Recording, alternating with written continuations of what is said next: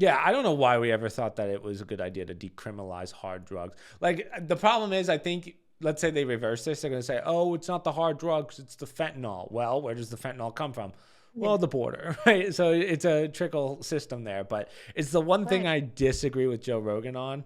Well, I disagree with a couple things, but he's always like he's pro legalizing drugs because of the idea of, well, a lot of people become very creative off of drugs, and it's like Mm. I sometimes I feel like that's the same compare. Like I know a lot of people that do hard drugs in the sense of I've never seen one be better from hard drugs. Yeah. There's very few. I think that's the same argument as when people say, "Oh, I don't have to go to college because Bill Gates didn't." I think Yeah. that's the Right. same concept. Right. So that's why when it comes to decriminalizing drugs, I don't think that's a good idea. I never thought that was a good idea, and this Yeah, proves it. I think there's a difference between, I don't think Joe Rogan would say that he's addicted to the drugs that he takes. Like Yeah, he could go a day without it.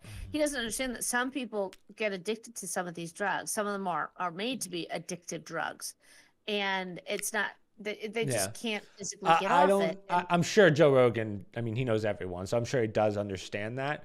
But yeah, I don't like. I think for him,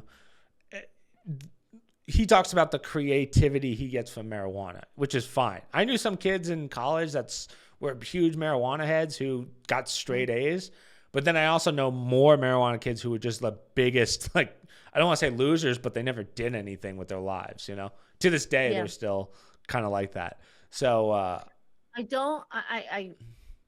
I will say from what I have read, there's a difference between marijuanas. The yeah, marijuana of today is very different, and that's scientific. I'm not saying it as a parent. It's a very different chemistry than it was, say, when I was younger. yeah, And probably when you were in school, it's changed too. So I don't think you can make the comparisons. There's a lot of stupid people say, oh, we had all the time in college. It was no big deal. It's different now. And I yeah. think it's highly addictive.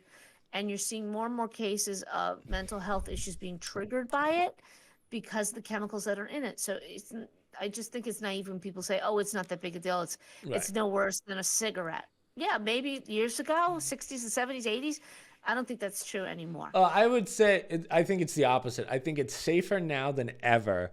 But again, I don't see I like that idea that someone's more. Again, I think that's more of the person. Like if you have someone that can do that, get straight A's, be the most creative person, then fine, do what you're doing. But I know more people who have that's become their identity rather than actually improving their life. So that's where I go.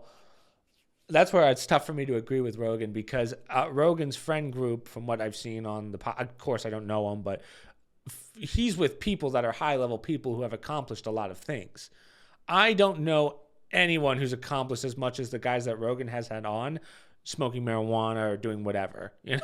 I'm Right. sure they're out there, but I would love to see what the sample size is. As I said, I think that's kind of like the when people say, "Oh, I don't have to go to college because Steve Jobs didn't go to college and look how successful he was."